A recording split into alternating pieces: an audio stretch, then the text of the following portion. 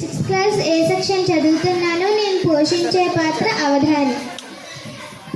నా పేరు లావణ్యశ్రీ. నేను చేస్తున్న పాత్ర పేరు సంచాలకుడు. నా పేరు భవ్యశ్రీ. నేను చేస్తున్న పాత్ర పేరు దత్తపతి. నా పేరు మోహన్ లక్ష్మి. నేను చేస్తున్న పాత్ర పేరు నిషిద్ధాక్షరి. నా పేరు ఎస్ అద్విత. నేను చేస్తున్న పాత్ర పేరు సమస్య. నా పేరు కే హారిక. నేను చేస్తున్న పాత్ర వర్ణన. నా పేరు వి జోషశ్రీ. నేను చేస్తున్న పాత్ర పేరు అప్రస్తుతం. నా పేరు బి పార్నిక ఆరోహి. నేను చేస్తున్న పాత్ర ఆసువు. నా పేరు ఈ చర్విక. నేను చేస్తున్న పాత్ర పేరు పురాణం. నా పేరు ఎం చక్రిక. నేను చేస్తున్న పాత్ర పేరు విశ్వాస. యస్తాక్షరి.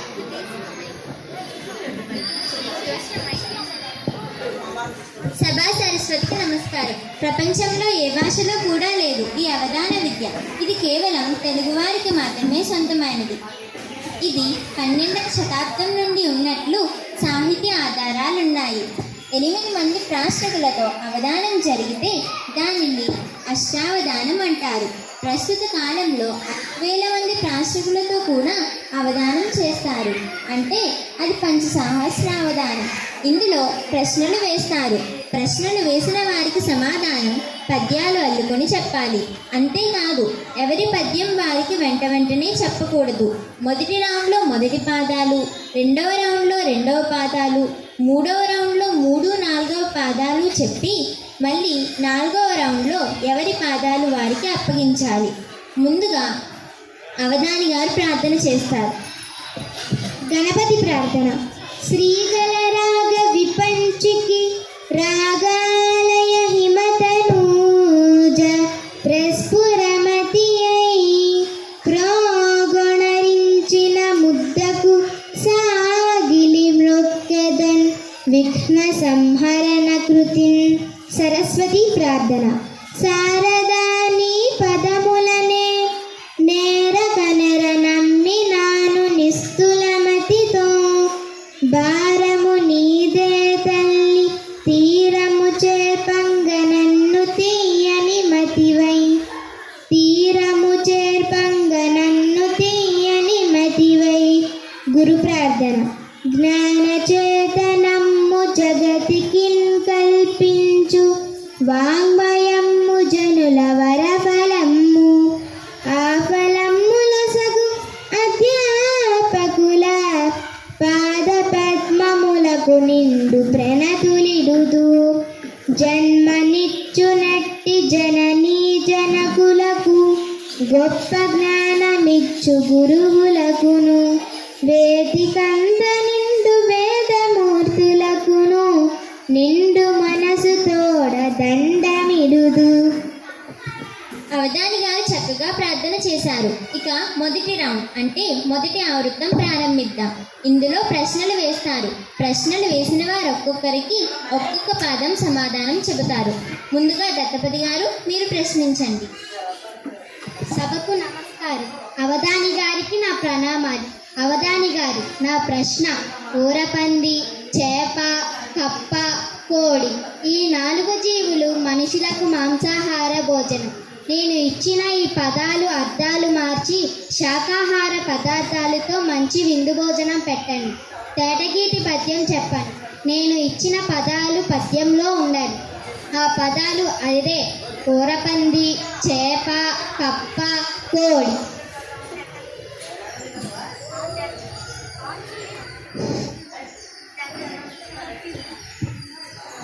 దత్తపతి గారు రాసుకోండి. ఊరు పందిరి వేసినారు ఉత్సవముగా. ఊరు పందిరి వేసినారు ఉత్సవముగా.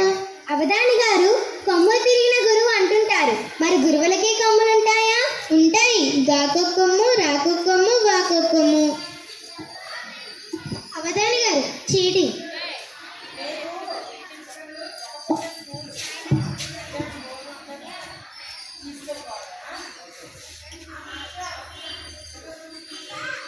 ఐదవ అక్షరం తా, తల్లిలోని తా. నిషిద్ధాక్షరి గారు మీరు ప్రశ్నించండి. సభాసదులకు నమస్కారం. అవధాని గారికి వందనం. నా ప్రశ్న ఏమిటంటే, ఉప్పు కప్పు రంబు ఒక్క పోలిక నుండు చూడ చూడ రుచుల జాడ వేరు పురుషులందు పుణ్య పురుషులు వేరయ విశ్వదాభిరామ వినురవేమ. ఇది అందరికీ తెలిసిన వేమన పద్యం. ఉప్పు కర్పూరం చూడడానికి తెల్లగానే ఉంటాయి, కానీ వాటి లక్షణాలు వేరుగా ఉంటాయి. ఉప్పు అగ్గిలో వేస్తే అది పేలుతూ తిరిగి వచ్చి చురక పెడుతుంది. అదే కర్పూరం అగ్గిలో వేస్తే తాను కాలిపోతూ వెలుతురునిస్తూ సువాసననిస్తూ వాతావరణంలోని కాలుష్యం నిర్వహిస్తుంది. ఇలా ఇతరుల కోసం ఉపయోగపడే పుణ్యపురుషులను గుర్తుంచుకోవాలి. ఇదే భావంతో మీరు పద్యం చెప్పాలి, కానీ ఈ వేమన వాడిన పదాలు వాడకూడదు. ఆట వెలది పద్యమే చెప్పాలి. మరి చివరి మకుట పాదం మీ ఇష్టం. మీరు అక్షరాలు నిషేధిస్తారనుకున్నాను, కానీ మీరు పద నిషేధం చేస్తున్నారు. అవధాని గారు, మీకు సమ్మతమేనా? ఈ కొత్త ప్రయోగాన్ని కూడా స్వీకరిద్దాం. నాకు సమ్మతమే. అయితే వీరికొక పాదం చెప్పండి. నిషిద్ధాక్షరి గారు రాసుకోండి. రూపులొక్క తీరు రుజువు చేస్తే మారు, రూపులొక్క తీరు రుజువు చేస్తే మారు. అవధాని గారు, విద్య లేనివాడు వింత పశువు, మరి విద్య కలిగిన వాడైతే సంత పశువు. వాళ్ళ నాన్న కట్నం కింద అమ్మేస్తాడు కదా.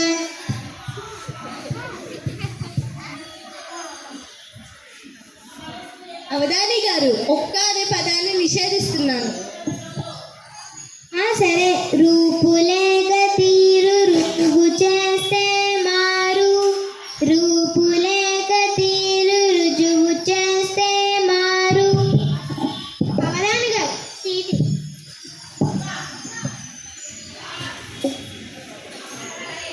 నాలుగవ అక్షరం గు, గుర్రములో గు.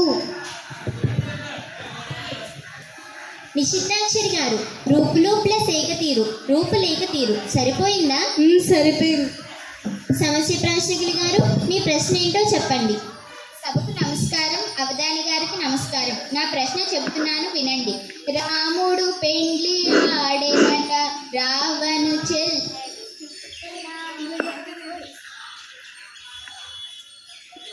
రాముడు పెండ్లి ఆడెనట రావణు చెల్లెలు చుప్పనాతియున్.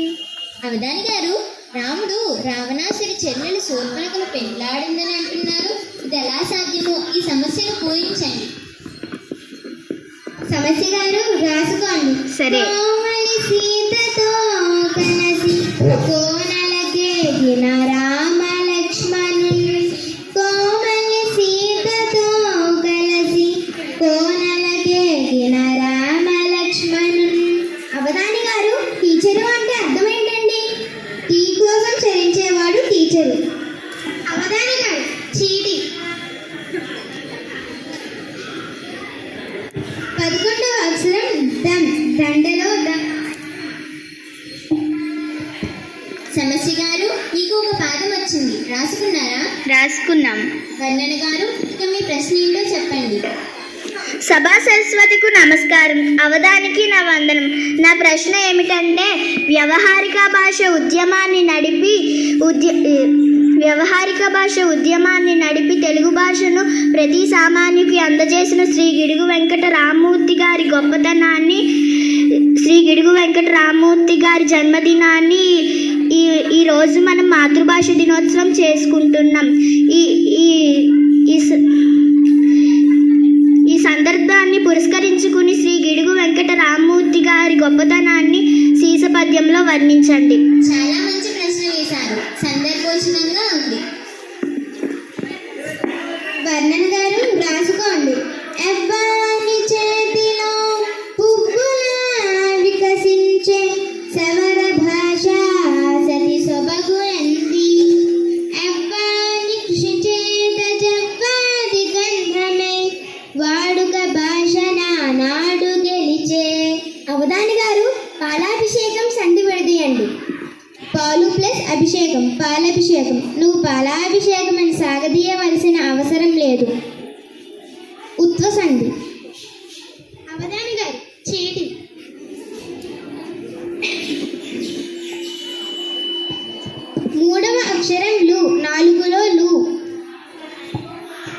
వర్ణన గారు, మీకు ఒక పాఠం వచ్చింది, రాసుకున్నారా?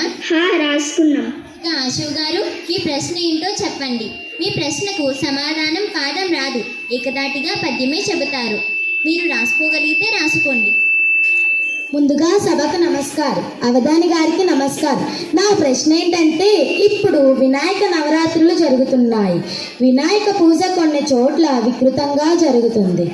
భక్తితో వినాయక పూజ చేయాలని సందేశాన్ని ఇవ్వండి.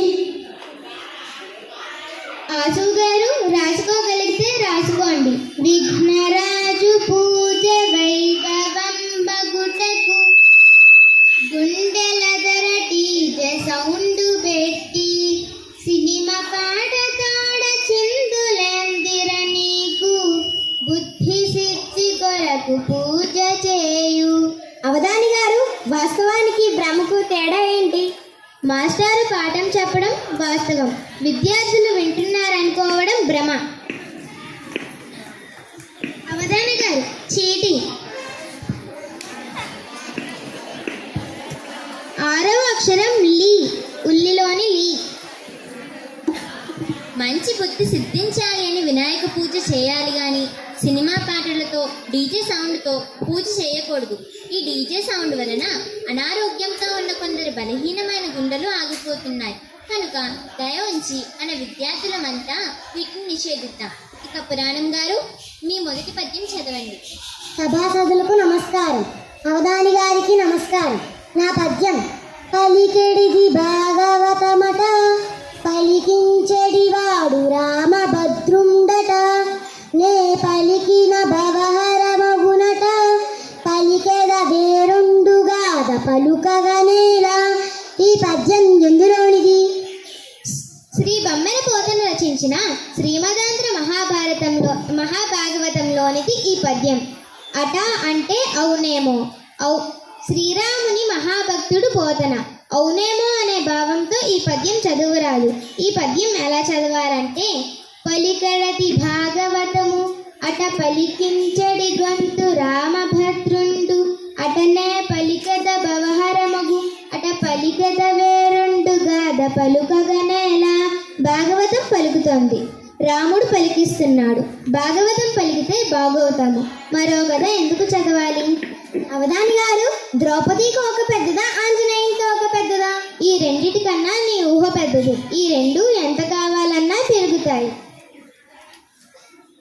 అవధాని గారు, చీటింగ్.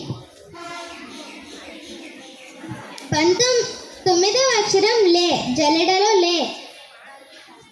ఇప్పుడు యస్తాక్షరి ప్రాశ్రకులు, అప్రస్తుత ప్రాశ్రకులు అనేక ప్రశ్నలు అడుగుతూ ఆటంకపరుస్తూ ఉన్నారు. కనుక వారిని ప్రత్యేకించి అడగనవసరం లేదు. ఇక 2వ ఆవృత్తం ప్రారంభిద్దాం. అవధాని గారు, దత్తపతి గారికి 2వ పాదం చెప్పండి. పనులు చేపట్టినారు శుభంబకంచు, పనులు చేపట్టినారు శుభంబకంచు. అవధాని గారు, 4లో 1 తీస్తే 5 అంటున్నారు, నిజమేనా? నిజమే. రోమన్ నెంబర్ 4లో 1 తీస్తే 5.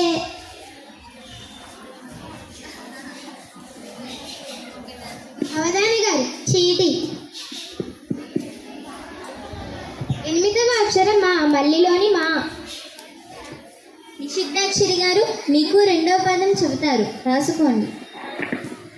లవణ కప్పురముల లక్షణములు, లవణ కప్పురముల లక్షణములు.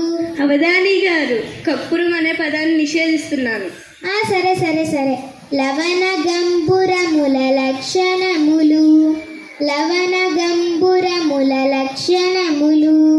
అవధాని గారు, ఉద్యోగం పురుష లక్షణం అంటారు కదా, మరి స్త్రీ లక్షణం ఏంటండి? ఆ వచ్చిన సంపాదనని లాక్కోవడమే స్త్రీ లక్షణం. అవధాని గారు, చీటింగ్.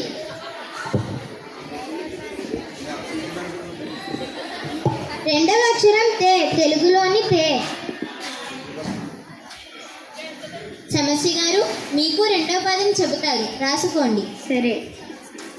ఆమని వేళలో కనుచు హాయని రాముని అందమంతయున్, ఆమని వేళలో కనుచు హాయని రాముని అందమంత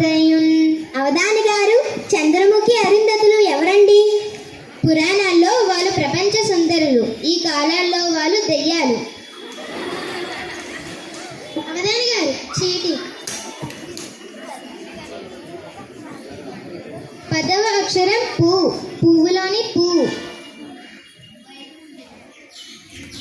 సమస్య గారు రాసుకున్నారా? రాసుకున్నా. వర్ణన గారు మీరు రాసుకోండి. ఎవ్వాని మాన్యత్వమే రీతి గూర్చెను, సాహితీలోకాన సరళ గదులు. ఎవ్వాని మాన్యత్వమే రీతి గూర్చెను, సాహితీలోకాన సరళ గదులు. తెలుగు భాషాయోష వెలుగులందెను గదా, గిడుగు రామమూర్తి కీర్తి నిధియే. తెలుగు భాషాయోష వెలుగులందెను గదా, గిడుగు రామమూర్తి కీర్తి నిధియే. అవధాని గారు, పల్లెటూరికి పట్టణానికి తేడా ఏంటండి? పల్లెటూరిలో ఆవులు పూజింపబడతాయి, కుక్కలు వీధుల్లో ఉంటాయి. పట్టణాల్లో కుక్కలు పూజింపబడతాయి, ఆవులు వీధుల్లో ఉంటాయి. అవధాని గారు, చీటి. ఒకటవ అక్షరం మా, మామిడిలో మా. వర్ణన గారు రాసుకున్నారా? రాసుకున్నాం. ఆశు గారు మీ రెండో ప్రశ్న ఏంటో చెప్పండి. నా ప్రశ్న ఏంటంటే, ఇప్పుడు విద్యార్థులు సెల్ ఫోన్లు వాడుతూ చెడిపోతున్నారు. వారికి మంచి సందేశాన్ని ఇవ్వండి. సెల్లు ఫోనులన్న జల్లెడ విధమురా, మంచి పారవైచి మదిని మురియు. పుస్తకము పట్టి పొందుము జ్ఞానమున్, చేత పగిది హితము చేదుకొనుమా. అవధాని గారు, తెలుగు సంవత్సరాది అయిన ఉగాదికి ఇంగ్లీష్ సంవత్సరాది జనవరి 1కు తేడా ఏంటి? ఉగాదికి వాళ్ళ ఆవిడ చేతిలో పచ్చడి తింటాడు, జనవరి 1కి వాళ్ళ ఆవిడ చేతిలో పచ్చడి అవుతాడు. అవధాని గారు, చీటి. ఏడవ అక్షరం కి, కిటికీలో కి. ఇక పురాణం గారు మీ రెండో పద్యం ఏంటో చదవండి. ఉపకారికి ఉపకారం విపరీతము కాదు సేయ వివరింపంగా, అపకారికి ఉపకారం నెపనున్నకు సేయువాడు నేర్పరి సుమతి. ఇది అందరికీ తెలిసిన సుమతి పద్యం. ఈ పద్యం గురించి చెప్పండి. ఉపకారికి ఉపకారం చేయడం గొప్పతనం కాదు, అపకారికి ఉపకారం చేయడం గొప్పతనం. అపకారికి ఉపకారం చేస్తున్నప్పుడు మనకి అపకారం కలిగించవచ్చు. అలాంటప్పుడు అపకారి మనకు అపకారం చేస్తున్నప్పుడు అక్కడ నుంచి తప్పించుకునే మార్గం తెలిసిన వాళ్ళే అపకారికి ఉపకారం చేయాలి. అవధాని గారు, మా తమ్ముడికి బ్యాట్ ఇచ్చి దోమలను చంపమన్నాను, కానీ వాడు 5 ఆడదోమల్ని 5 మగదోమల్ని చంపానన్నాడు. ఆడ మగ ఎలా కనిపెట్టుంటాడు? ఏమీ లేదు, అద్దం మీద వాలినవి ఆడదోమలు, మందు సీసాల మీద వాలినవి మగదోమలు. అవధాని గారు, చీటి. 12వ అక్షరం డా, జడలోని డా. ఇక మూడో ఆవృత్తం ప్రారంభిద్దాం. దీంతో పద్యాలు పూర్తి చేయడం జరుగుతుంది. దత్తపది గారు, అవధాని గారు మొత్తం పద్యం చెబుతారు, రాసుకోండి. ఊరు పందిరి వేసినారు ఉత్సవముగా, పనులు చేపట్టినారు శుభం బటంచు. కోరికలు గప్ప వేడి పకోడి పెట్టాం, బుధుడు వడ్డించెనొక విందు భోజనంబు. అవధాని గారు, ఇంగ్లీష్లో ఏబిసి అను అక్షరాలు లేకుండా 100 పదాలు మీరు చెప్పగలరా? చెప్పగలను. 1 నుంచి 100 వరకు ఉన్న అక్షరాల్లో ఏబిసి ఉండవు. దత్తపతి గారు, మీరు దత్తము చేసిన పదాల్లో మొదటి పాదంలో ఊరపంది, రెండవ పాదంలో పనులు చేపట్టినారులో చేప, మూడవ పాదంలో కప్ప, కోడి 2 వచ్చేశాయి. మంచి విందు భోజనం కూడా జరిగింది. నిషిద్ధాక్షరి గారు, నీకు పద్యం చెప్తే పూర్తవుతుంది. మగుటంతో సహా చెప్తారు, రాసుకోండి. రూపులేక తీరు రుజువు చేస్తే మారు, లవణ గంబురముల లక్షణములు, సకల జనులలోన సజ్జనుల్ వేళ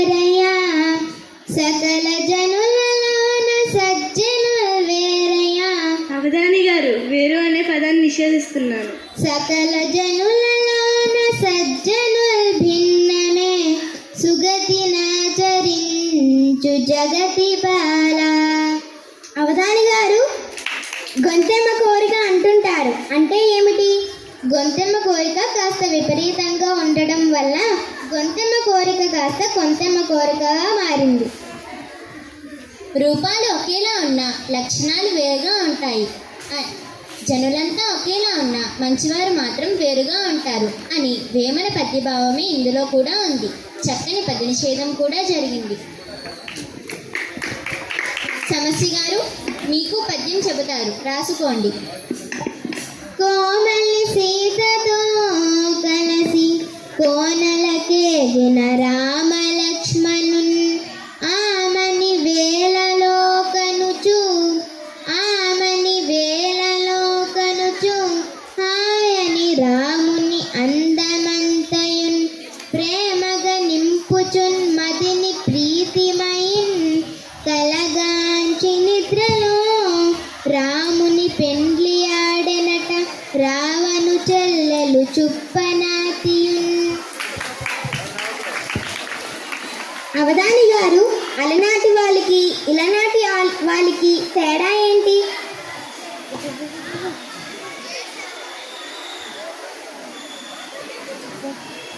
వాళ్ళకి ఎదుటివారి బలాన్ని లాక్కునే శక్తి ఉంటుంది. నేటి వాళ్ళకి తన భర్త సంపాదన లాక్కునే శక్తి ఉంటుంది. రాముడు శూర్పణఖను పెండ్లాడని విపరీత భావంతో అడగడం ప్రమాదకరం.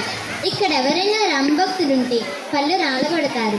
అంతటి విపరీత భావాన్ని శూర్పణఖ కలలో పెండ్లాడిందని అవధాని గారి చమత్కార పరిష్కారం ఆనందదాయకరం. వర్ణన గారు మీకు పద్యం పూర్తి చేస్తారు, రాసుకోండి. ఎవ్వాని చేతిలో పువ్వులా వికసించే సవర భాష సతి సొబగునంది ఎవ్వాని కృషి చేత జవ్వాది గంధమై వాడుక భాషణ నాడు గెలిచే ఎవ్వాని మాన్యత్వమే రీతి కూచెను సాహితీలో కాన సరళ గతులు తెలుగు భాషాయోష వెలుగులందెను గదా నూతన మార్గాననుద్యమించి గిడుగు రామమూర్తి గొడుగుల రక్షించి జనుల భాష నిలిపే శాశ్వతముగా జయము నిత్య జగతి జనుల భాషకునెప్పుడు గిడుగు రామమూర్తి కీర్తి నిధియే. అవధాని గారు పానకంలో పుడక అంటే ఏమిటి? పానకం నాటి పద్యం చెప్తుంటే మధ్యలో దూరుతున్నావే, పానకంలో పుడక నువ్వే. గిడుగువారు సవర భాషకు లిపి తయారు చేశారని, వాడుక భాషలో రచనలు చేయించగలిగారని, అసలు తెలుగు భాషలో గిడుగు గొడుగులా రక్షించారని, వారి కీర్తి నిత్య శాశ్వతమని కొనియాడారు. ఆశు గారు మీ ప్రశ్న ఏంటో చెప్పండి. ఈరోజు హాకీ డే కూడా. ఇది ధ్యాన్ చంద్ గారి జన్మదినము. ఈరోజు ఆయన గొప్పతనాన్ని వర్ణించండి. గోల్స్ వేయంగా గోల్ పోస్ట్ కొలతవాడు గోల్స్ వేయంగా గోల్ పోస్ట్ కొలతవాడు భారతమున బంగారు వైభవము వాడు హాకీలో మేటి ప్రపంచయాటగాడు ధ్యాన్ సింగు జన్మయే క్రీడ దినము నేడు. అవధాని గారు అర్ధనారీశ్వరుడు బస్సు ఎక్కితే ఆడవాళ్ళ సీట్లలో కూర్చుంటాడా, మగవాళ్ళ సీట్లలో కూర్చుంటాడా? ఎక్కడైనా కూర్చుంటాడు. అర్ధనారీశ్వరుడు మెడలో పాము ఉంటుంది కదా, అందరూ భయపడి పారిపోతారు. శ్రీ ధ్యాన్ చంద్ గారు మంచి కొలత ప్రకారం గోల్స్ వేస్తాడని, హాకీలో ప్రపంచ మేటిగాడని, భారతదేశానికి ఎన్నో బంగారు పథకాలు తీసుకొచ్చాడని అతని జన్మదినమే మనం హాకీ దినోత్సవంగా జరుపుకుంటాం. ఈరోజు అతని గురించి కూడా చెప్పుకోవడం మనందరికీ సంతోషదాయకం. పురాణం గారు మీరు ప్రశ్నించండి. జనని జనకుడు సద్గురుడు అనలుడాత్ముడు అనగా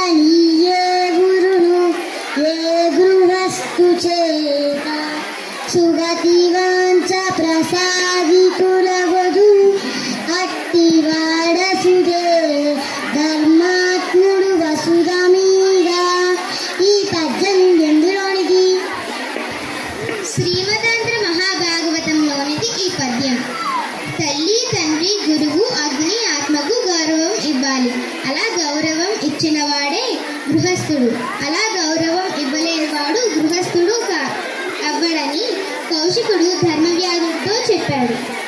అవధాని గారు, తిరుపతి అంటే అర్థం ఏమిటి? రూపాయి. తిరుపతికి వెళ్తే డబ్బులు ఖర్చు అవుతాయి కదా, అందుకే అక్కడి వాళ్ళు అంటారు రూపాయి. అవధాని గారు, వ్యస్తాక్షరి గారు అందించిన చీటీలన్నీ పేర్చి ఏ వాక్యం అడిగారో చెప్పండి. మా తెలుగు తల్లికి మల్లె పూదండ, మా కన్నా తల్లికి మంగళారతులు. మా తెలుగు తల్లికి మల్లె పూదండ, మా కన్నా తల్లికి మంగళారతులు. అవధాని గారు, తిరుపతిలో ఎన్ని గుడులు ఉన్నాయి? తిరుపతిలో 2 గుడులు ఉన్నాయి. మొదటి తాలో ఒక గుడి, చివరి తాలో ఒక గుడి.